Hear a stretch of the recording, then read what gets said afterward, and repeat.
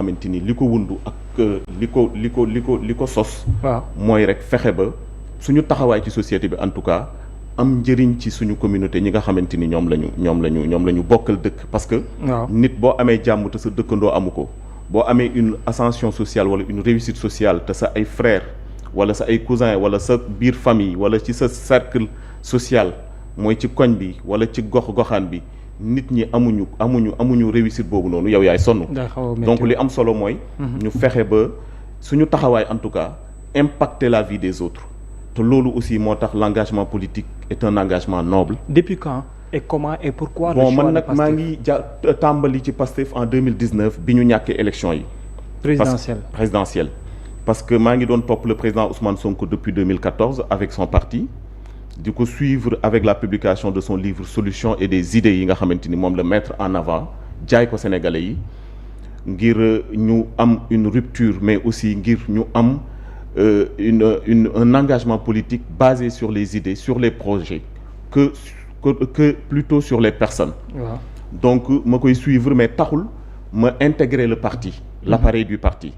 maa ngi ko doon suivre di def sama ay propagande sur les réseaux sociaux di def sama ay action bu waa Pastef wootee ma participer mais bi mu perdre élection yi nag ci laa xam ni man jot na ma engagé wu parce que sama apport ak sama taxawaay mën na yokk ci mbir mi dara. d'accord ma dal di engagé wu nag tombeel Pastef Bordeaux ka ko jiite woon.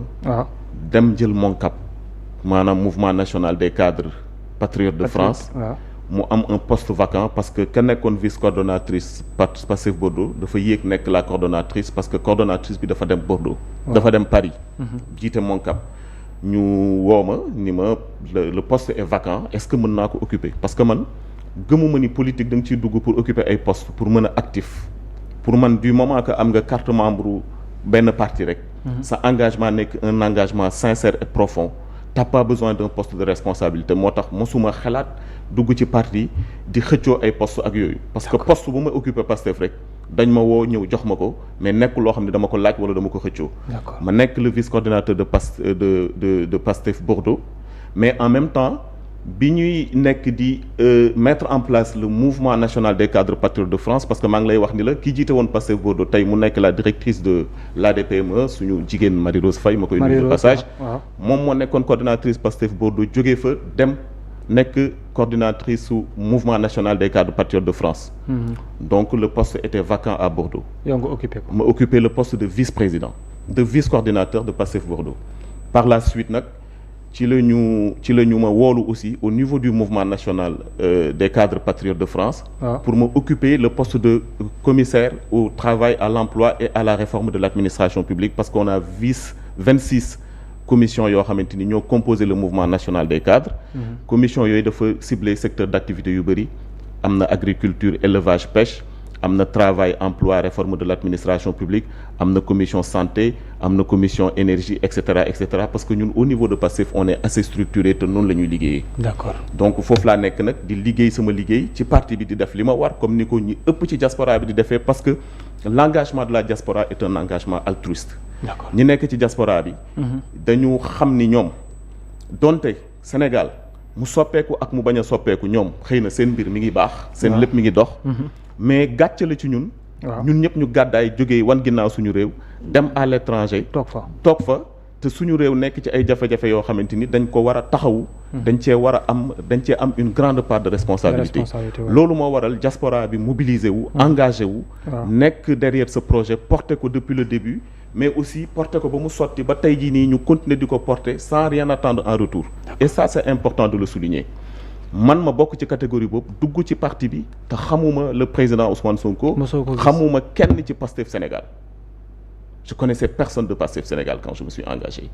je me suis engagé à partir de la diaspora di fa def li ma fay def ba xamante kilifa gu tedd bu ñuy wax sëñ Abdou Mbacké. mu nekk suñu waajur nekk suñu baay nekk koo xam ni wax dëgg yàlla suñu intégration ci Pastef au niveau du Sénégal. daf ci jouer rôle bu am solo.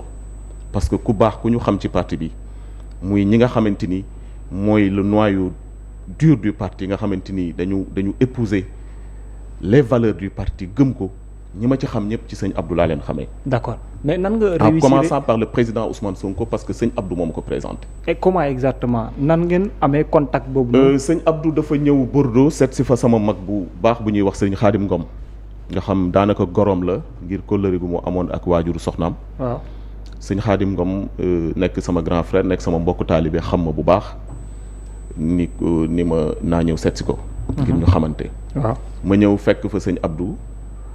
ñu présenté ma ko mu nekk nit ku tedd kilifa gu tedd nit ku baax mu ndeysaan ku généreux sëñ Abdou il a une grande générosité du cœur parce que dafa bëgg lu baax mu keroog la ma présenté ku ci mel ni Jamil Sané maire u Parcelles Assainies ku mu xam Pastef rek keroog woo na ma téléphone passe ma la ngir bëgg ñu xamante. d'accord quelques semaines plus tard on s'est retrouvé au Sénégal président Ousmane Sonko di ko seeti këram Daaru Muxti waaw mu woo ma téléphone ni ma bëgg na ma xamante ak moom mbir mu xam rôle bi may joué ci parti bi et cetera et cetera ma dem mu présenté ma ko ma tëju ak moom ñu waxtaan ma wax ko sama yéene ci taxawaay bi ma am ci parti bi ak bi ma bëgg continuer di ko am ci même bis bi aussi ma génn mu présenté ma sama xarit sama sëriñ Cheikh Thioro Mbacké nga xam moo jiite Pastef Touba. Ousmane Sonko moo la ko présenté. sëñ Abdou moo ma ko présenté. sëñ Abdou d'accord ci même bis bi. donc ci bés boobu laa xam Ousmane Sonko ci même bés bi ci laa xam sëñ Cheikh Thioro ci laa leen soog a rencontré nii. ci jotaay xamante ak ñoom. d'accord donc mu tombeel nag période boo xam ni le président Ousmane Sonko dafa demandé woon aux gens de la diaspora. oui que ñu ñëw jàppale au niveau de la base ñi nga xamante ni ñoo nekk Sénégal.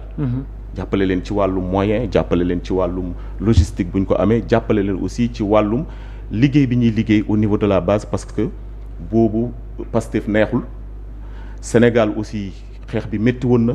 waaw suñu doole bëriwul.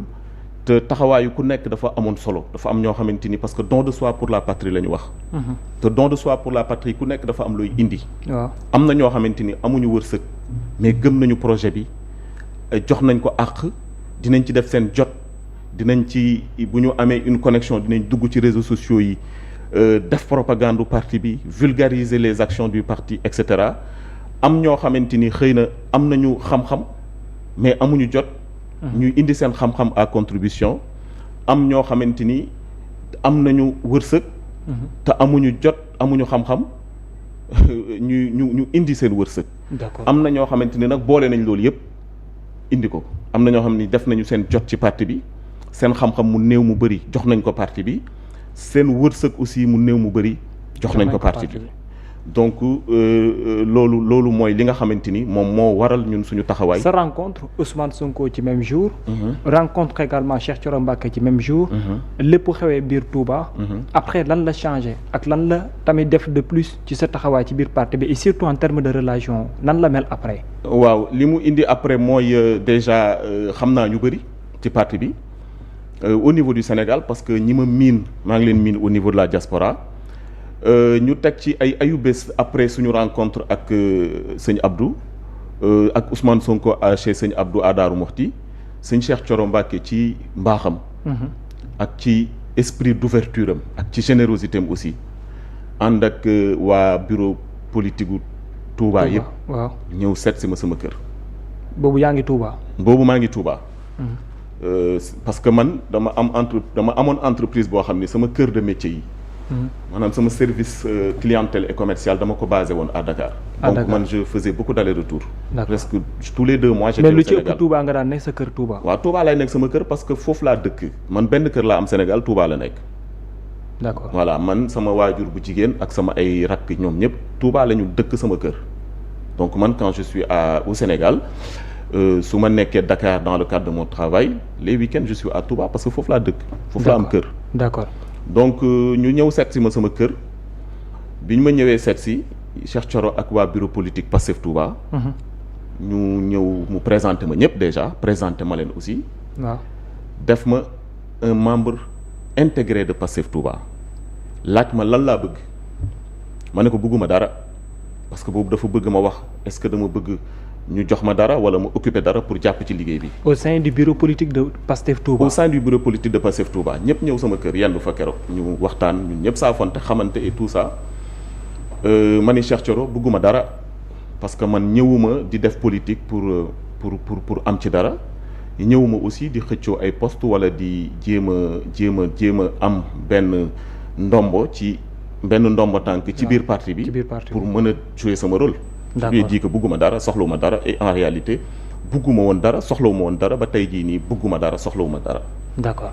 après Cheikh Thioro ndeysaan ak waa Pastef Touba yëpp accueillir ma nag boole ma ci seen biir dugal ma ci bureau exécutif bi ñu ànd di liggéey bu am solo boo xam ni c'est le moment de saluer l'engagement de ces gens yu nga xamante ni dañu man waa Touba li ma gën a yéem ci ñoom mooy seen dogu maanaam bu ñu duggee ci dara l'engagement bi ñu waaw bu ñu duggee ci dara ils ont un engagement sans calcul.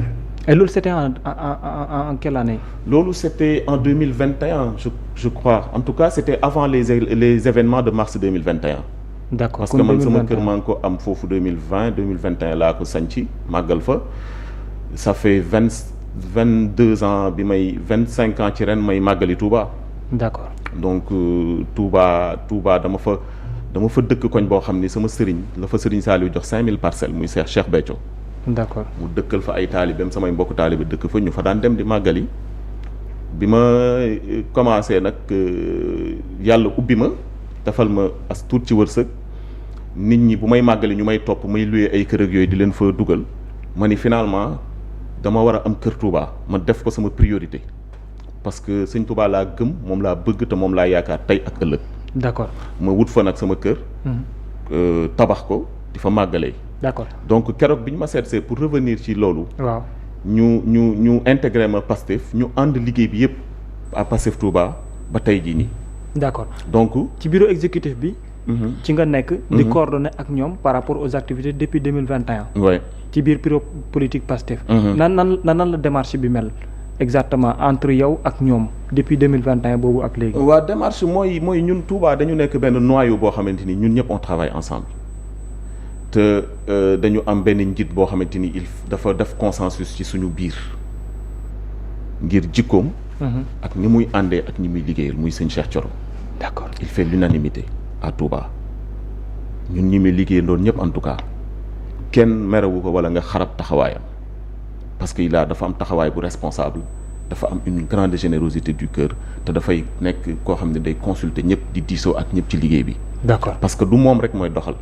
dafa ànd ak ñëpp ñi nga xamante ni tey am nañu ay ndombo tànk ak ñi ko amul doo leen xàmmee boo jëlee ku ci mel ni benn Mansour Faye nga xam moom mën naa ko tudd tey dafa nekk koo xamante ni dafa bokk ci ñun te amul ndombo tànk mais man engagement wam ak ni muy liggéey daf ma yéem bëri na ci ay morom. ay Biram Diouf ñoom ñëpp tout le bureau politique de Touba la JPS ñoom Madiaw le DG Koso Sène ak ña fa amul ndombo tànk nekk ci biir. Mamor Sarr ma leen doon tudd fii nii du ñu jeex. D'accord. mais dañu nekk un noyau dur boo xam ni ils savent donner sans rien attendre en retour te Pastef loolu la soxla Sénégal loolu la soxla ay nit ñoo xam ni seen engagement dafa nekk un engagement sincère ñu xam ni Sénégal dafa am lu muy xaar ci ñun dafa am lu ñu dig Sénégalais yi dafa am fu ñu jëlee Sénégalais yi am fu ñu yegsi ak ñoom dafa am liggéey bu am solo bu ñuy xaar. D'accord mais lu tax mu poser la question bi. dafa am fan yi polémique bu jóg. nit ñi ne yow bokk nga ci ñi Ousmane Sonko wax ne parce que dafa def sortie ne dafa am ñuy chercher ay clan au sein de son parti politique. dem ba ay Touba dafa recruter ay nit. ñu bari di taf say photo un peu partout ñenn ñi di wax que ne du kenn ku dul Alioune Kébé moo dem ba Touba dëkk Saint-Louis bàyyi Saint-Louis dem biir Touba dafa wut ay clan politique lan nga ñuy leeralal ci loolu. wala lan nga ci tontu déjà loolu sax bugguma ci woon dugg très sincèrement parce que yow suñu waxtaan bi kale woon nañ ko. waaw loolu moom c'est vrai quoi. bien avant coow loolu sax di am. waaw c'est vrai avant coow di am fekk na kale nañ émission pour marquer kale suñu waxtaan bi ñu war a am. waaw dama démb sax dama la bëggoon annuler. waaw mais ba ci yàgg ma dellusiwaat. waaw ma ni du ma la mettre mal à l'aise parce que xëy na amoo sax kenn ku mën a ñëw def lii tey.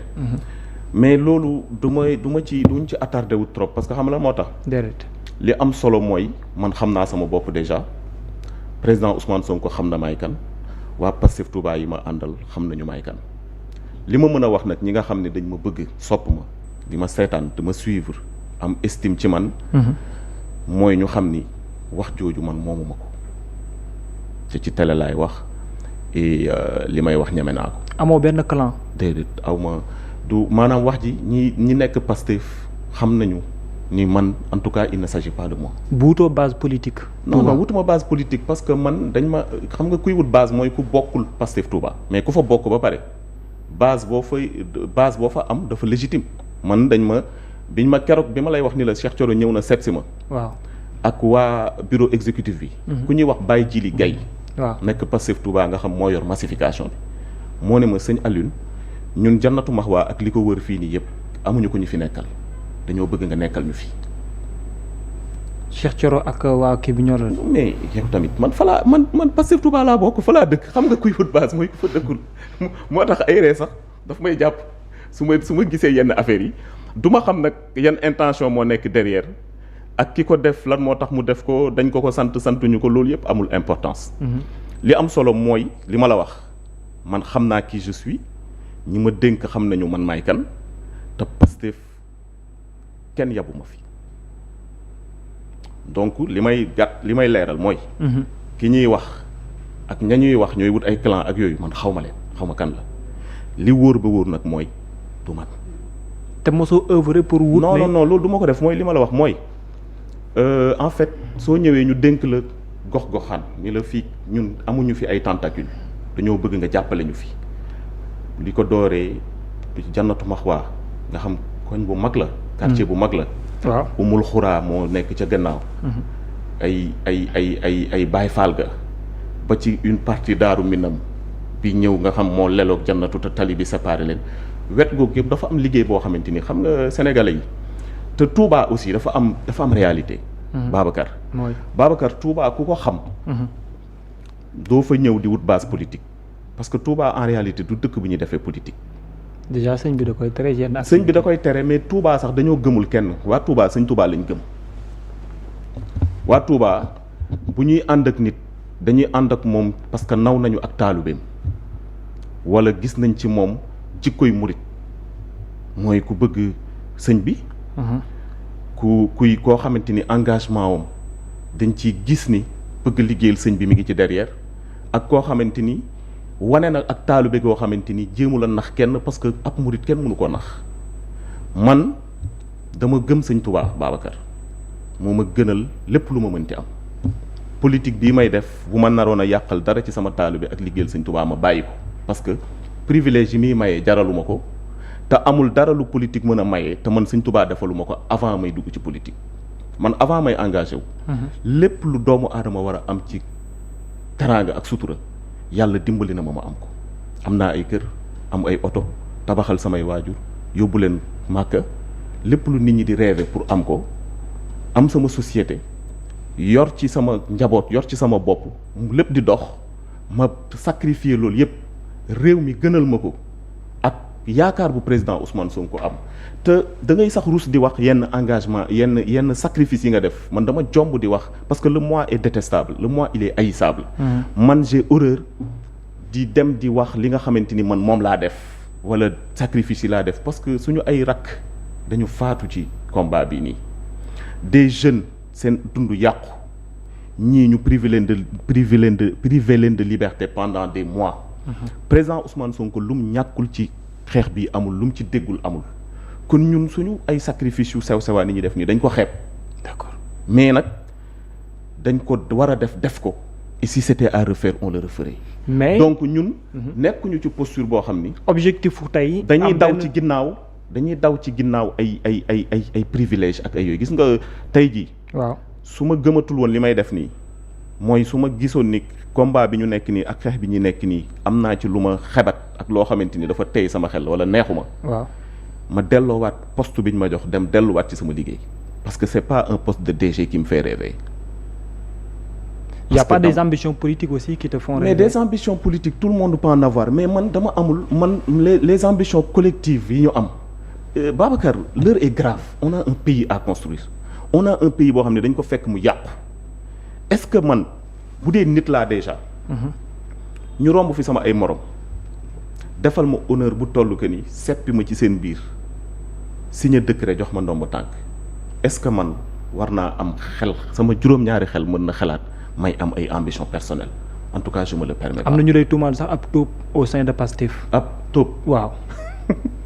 non xam nga loolu dafa am gis nga journaliste bi doon wax ñun ñoo nekk ndowoon Bordeaux mooy journaliste bi joxe ay tegtal yoo xamante ni moo tax ñu renvoyé ci sama jëmm dafa am ay tegtal yu mu jox mais waxam ji ku ko xam li muy wax man li ma ci moom tegtal yi mu joxe pour renvoyer ci man xam naa ni maa ko moom tegtal ya mu joxe te mu jiital ko ci waxam mooy ka muy wax ni dafa ñëw nee na pour démasquer Ousmane Sonko n'est-ce pas loolu la wax je crois wax ni bokk na ci te kooku tey mi ngi bokk ci benn direction boo xam ni bi ñu waxee ni dañuy fusionner agence yi dafa nekk di bëgg a rey boppam di défendre agence mu bokk loolu concerné wu ma parce que nit ki boo xamul li muy wax doo comprendre le sens de son message. D'accord. Mais man mi xam li muy wax te li ma bett ci moom rek mooy le fait que xaw ma ndax moom daf ma amal ak mbañeel gu ma jural wala loo xam daf ma ko dencaloon di xaar wala ndax dafa am loo xamante ni dañ ko sant pour mu def ko mais loolu yëpp amul importance xam nga lan moo am solo. Babacar. waaw bu ñu taxaw ci jëmm yi nañu taxaw ci li nga xamante ni moo am solo. D'accord. muy le sujet xam nga sujet bi mooy lan. mooy le président Ousmane Sonko dafa wax ak waa parti bi wax ak sénégalais yi. D'accord. taxaw ci jëmm yi amul solo. waaw. que muy man que muy sama morom di ma sàmba mooy wala ma demba xam nga lan moo am solo. déedéet nañu xool li ñu war a jubbanti si suñu biir ñu jubbanti ko. li mu wax au sein du parti politique. il a subi am benn instant boo xam ne li ñuy wax jekkul rafetul. mais mu joxoñ leen ko ba mu leer na yéen ñi ñëpp kan moo ci jéem dara. rappelé wàll leen également ne dafa mel ni à la base aussi dafa am benn oubliette boo xam ne taxaw na. waaw mel ni yéen tey da ngeen ne ci benn ratatalax boo xam ne fàtte ngeen li leen indi tey ci position bi ngeen ne loolu exactement qu'est-ce que ça vous fait ak fan la leen yóbbu par rapport ak ëllëg bi ngeen di séntu seen biir parti politique. effectivement xam nga tey projet bi ñu am nii ba tax sénégalais yi jox ñu réew mi projet boobu dafa am loo xamante ni moom la wundu jaay ko sénégalais yi bi ñuy gëm président Ousmane Sonko sax parce que man dama gëm ni Pastef nit ñi Sénégal gëmuñu kenn Ousmane Sonko la ñu am ci moom confiance. D'accord. moom moo def ay sacrifice ak am taxawaay boo xamante ni. ak discours boo xamante ni. ci loolu la sénégalais yi adhéré gëm ko ba ci ñun ñii nii ñëpp considération buñ ñuy jox ak cër buñ ciy mënti am ci crédibilité am lañ doon dox. man dama doon dem dëkk bu mel ni Touba. waaw su ma yegsee di waxtaan ak nit ñi bala may tàmbali ñu ni ma ñun Sonko lañu. Sonko lañ gëm. waaw te yow loolu am nga ci te yow loolu nga doon dem pour jéem leen si convaincre. xam nga kon en réalité sax boo muusee war nga xam ni yow kenn gëmu la amoo mbooloo fenn tekki woo dara ci parti bi. et en réalité c'est ça. parti Pastef Ousmane Sonko mooy le garant principal. te loolu képp ku nekk Pastef xam nga ko kenn amul problème par rapport à ça. léegi nag boo ñëwee jaay nit ñi un projet. jox leen loo xamante ni moom nga ni bu ma joxee réew mi lii ak lii laay def. waaw kon parti boobu. am na taxawaay boo xamante ni bu ñu faloo parti bi dafa war a continuer di ko am. waaw effectivement. parce que. surtout à la base. waaw te je suis tout à fait d'accord parce que boo seetloo ñun mouvement des cadres parce que ku nekk fi nga bokk aussi foofu nga war di wax. damay joxe un exemple ñun bi ñu faloo bees booba man mii sax bokkaguma ci ñu am ndombo tànk. les cadres du parti. waaw dañu jéemoon dès le début. démarcher les ministres ak ñi nga xamante ni jox nañ leen ay ndombo tànk pour que projet bi nga xamante ni ñun ñoo ànd bind ko ba sénégalais yi fal ñu ci. ñoom ñu war ko exécuter parce que ñoom ñoo yor ay ndombo tànk. te ñoom nekk ci gouvernement bi ñu fexe ba am un lien créer un pont boo xamante ni ci la ñuy mën di échanger di liggéey ensemble de manière bénévole de manière gratuite. D'accord. mooy que man pas plus tard que la semaine dernière j'ai reçu des gens du MONCAP France. ñoo xamante ni dañu am ay projets yu ñu porté en matière de protection sociale en matière de sécurité sociale. liggéey ci ñëw jébbal ma ko pour centre médico-social bi ma war a mettre en place ma liggéey ci ma prendre en considération liggéey yoo xam ne ñoom def nañ ko ba pare et de manière bénévole ak xam-xam boo xamante ni am nañ ko ñu war ko utiliser au service du pays. donc base boobu dafa am solo que mu nekk dans les instances cadres wala mu nekk ci. base bi gën a ndaw. waaw mooy que faut pas que ñu oublier que ni. ce projet a été porté par la jeunesse. d'accord que ce projet ay nit ñoo xamante ni dañoo bëgg seen réew am patriotisme ñu yee leen ñu def fexe ba ñu am prise de conscience ci lu am solo. mooy le sens du patriotisme et le don de soi xale yi comprendre ko. mooy la jeunesse. waaw ñu comprendre loolu bu baax taxawaay boo xam ne nag bu dul woon ñoom du ñu jot ci réew mi moo tax bi affaire yi coow yi amee ay xale yu nekk Pastef taf ma parce que dañ leen tegtal ci man. waaw ma comprendre leen parce que dama xam ni bañuñu kenn en fait ñoom Sonko lañ bëgg ñoom kuñ jàpp ni yaa ngi fexeel Sonko wala yaa ngi koy indil ay jafe-jafe ñu dal sa kaw. amuñ ci état ay interpellation direct. waaw subir naa ci ay harcèlement ay saaga ay wax yu ñaaw ay waxu traître ak yooyu mais xale yi dama leen comprendre parce que suñu njaboot lañu en fait.